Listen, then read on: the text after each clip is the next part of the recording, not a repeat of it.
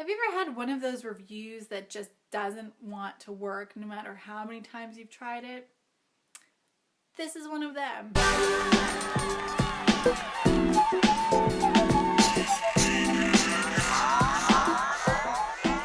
Hi everybody, I'm Catherine, and today I'm here with a review for Insurgent by Veronica Roth. So I've tried filming this review many times, and many times in this session as well. Sophie has been insufferable and just will not stop bothering me, will you?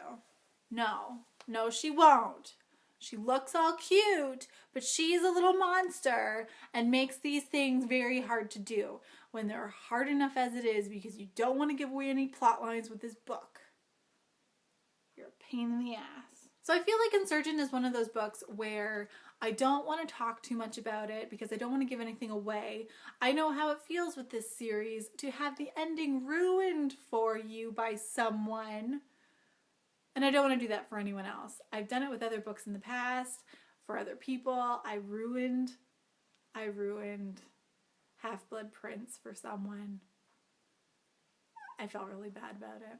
But that being said, I also really want to get this review done because this is one of those books that I feel was really good and I want to talk about it. I just don't know how to do it without completely ruining it for people. So I felt as though if you're comparing Insurgent to Divergent, Insurgent really focused a lot on character development. You see sides of characters from Divergent really get more depth added to them in this time around. Janine Matthews was one where, as much as I hated her the first book, I hated her even more this book, and yet at the same time I found myself just like bonding with her in some way. I agreed with some of what she was doing. No, I agreed with some of why she was doing what she was doing, but not what she was doing because of what she was doing.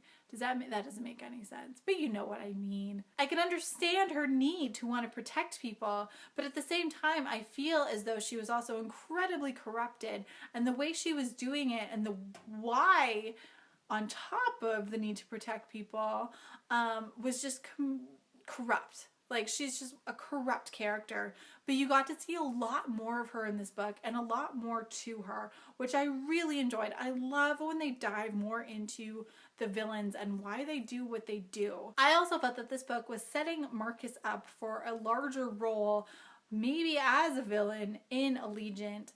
I feel like he's the type of character where as each book goes, he just gets more and more twisted and tangled, and you don't know what's up and what's down with him, which I also love about the character. I like not knowing where his character is going to go. I love the fact that in this book, you are dealing with the after effects of the end of Divergent. With Christina especially, I cried a lot, with how she's dealing with stuff. I mean, she, spoiler, had her best friend kill her boyfriend.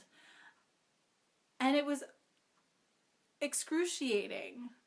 I can only imagine how that would be in real life. On the flip side, though, you're also seeing Tris deal with the complete guilt of everything that she did at the end of Divergent and all the people that she hurt, whether it was to save herself or other people, whether it was inadvertently. Like, she needs a good shrink is what she needs. A nice psychologist to go over and walk her through stuff. She just needs to talk to someone. And I feel like she's not the type of person that would ever do that. You're also dealing with the relationship between For and Tris in this book, which I found to be really interesting. They've progressed from student and teacher to boyfriend and girlfriend with a hint of student and teacher, and they're on par with each other, but at the same time you can just sense, and also but they're trying to just protect the other person. Like, they feel as though the other person is weaker, even though they're pretty even as far as like everything goes.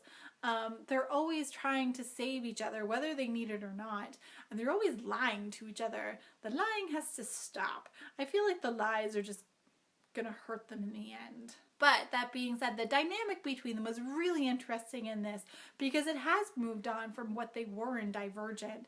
So I feel like the progression of it, it's going to be even more interesting to read about during Allegiant than it was in Insurgent. As far as plot goes, I feel as though while a lot did happen, a lot was left unsaid and unsolved.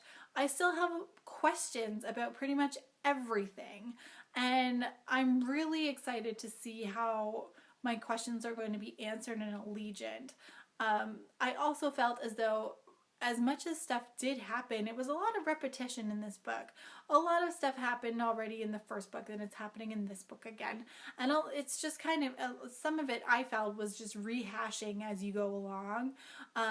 And just, it's like learning from bad history. You're just repeating the same mistakes over and over and over again. All in all, I really enjoyed Insurgent and I really can't wait to read Allegiant, although I don't know when that's going to happen because I have a lot of other books I want to read before it and, you know, a psychology textbook to get through. That being said, I will definitely have read Allegiant before the movie comes out, what, next year? Yeah. I figure a book a year in the Divergent series is pretty much on par for me. So give me about another 10 months and I'll have at least started reading Allegiant, hopefully. I definitely recommend this series to anyone who's really intrigued by the whole dystopian genre, whether or not they've tried it before. Although I feel as though most people have at least watched the movie so they know what it's all about. The movie really doesn't do the book justice, and I have a feeling that the second movie is going to do the same. But I have a feeling that the second movie is going to do the first movie justice. So I'm really excited to be able to see that soon as when it comes out in theaters. And I'm hoping I don't have to work so I can see one of the early, like, first release. Maybe, you know, the midnight release would be awesome. We'll see. So I think that's it. I don't want to give anything else away with these books. Especially if you haven't read the first one, or this one even. Why are you watching this review if you haven't read this book, though? That's my question. Not that I'm upset with you watching my videos, of course. So until next time, guys, stay tuned to this channel for more awesome, hopefully, reviews of amazing books. More movie reviews this year, I hope, and more just book stuff. And until then, happy reading. Bye.